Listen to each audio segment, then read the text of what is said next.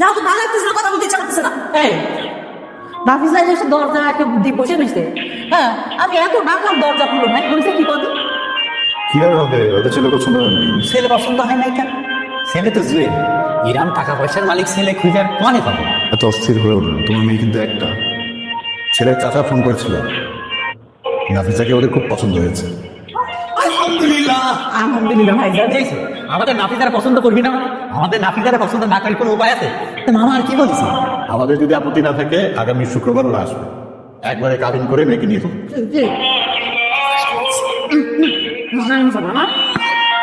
ভালো বলছেন, হয়তো মনে হচ্ছে।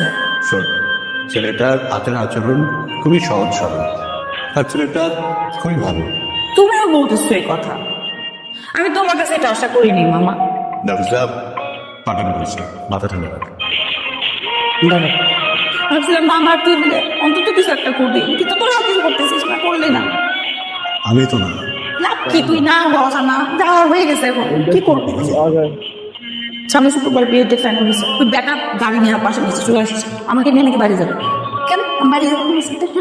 মার ভাই আমাকে কি পরিমাণ জল বিষয় করছিল জানিস?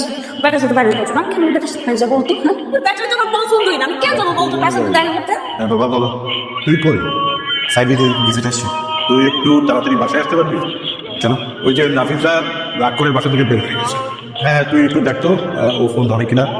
হ্যাঁ আমি কিন্তু যাবো না বাসায়, হ্যাঁ আমি কিন্তু যাবো না, তার কি আমার পুলিশ আমার সাথে যাবো না, ডবল বেরিয়েছিস, বলে বেরোবো। আমি তো পাগল চুপচাপ বাসা যাবো, দেখতেছি। বলছি না, তো মায়েরা ফেলে আমি বাসা যাবো না, এদিকে দূর চোখ যাবে চলে যাবো, বাস না বলো। তা বলে বোঝার চেষ্টা কর। জ্ঞান দেবেন প্লিজ, হ্যাঁ জ্ঞান শুনতে ইচ্ছা করতেছে না। কি করতেছিস? ছাড়ো। তুই তো আমাকে ভয় হয় না, হ্যাঁ আমরা শুরু করিনি, শুরু তো ও করেছে। ও কিছু শুরু করেন। দেখো, এই পরিমাণ অত্যাচার করছো, মেয়েটা বাড়ি ছেড়ে চলে যাচ্ছে, ওদের বাড়িতেই ফিরবে। আমাকে ভরসা করে ওখানে আসছে, কেউ কোনো সিন ক্রিয়েট করবে না। কত চাই? আমরা কি কেউ ওর খারাপ চাই? কি চাওয়াটা দেখা যায়, আমরা অন্ধ না। What is this?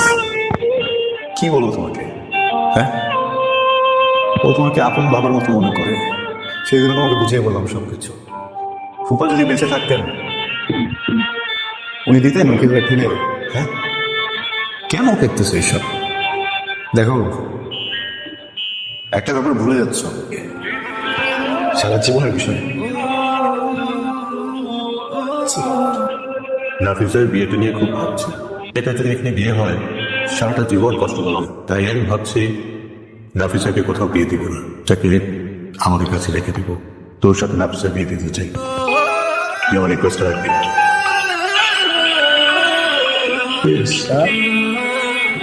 বাবা তুমি কি আসলে সিরিয়াস? তুই বিয়েটা করবি?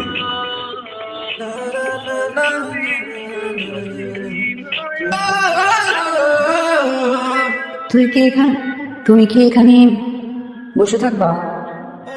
একটা সত্য কথা বলবো, আমি তোকে ভালোবাসি না, কখনো বাসিও নি, কিন্তু আমি তো শুধু কমফোর্টেবল। আমি জানি তুইও আমার সাথে কমফোর্টেবল। আমাদের আন্ডারস্ট্যান্ডিং অনেক ভালো। দেখ, অ্যারেঞ্জ ম্যারেজ শুরু থেকে মানুষ তো শুরুতে দুজনকে ভালোবেসে বিয়েটা করে না, তাই না? বিয়ের পরে দরকার হয় কি কমফোর্টেবল কিনা, আন্ডারস্ট্যান্ডিং কিনা, তা তো আমাদের আছে। আমি খুব সুন্দর করে আমাদের সংসারটা গোছাবো, আস্তে ধীরে তোকে ভালোবাসবো। তুই চেষ্টা করবে তো?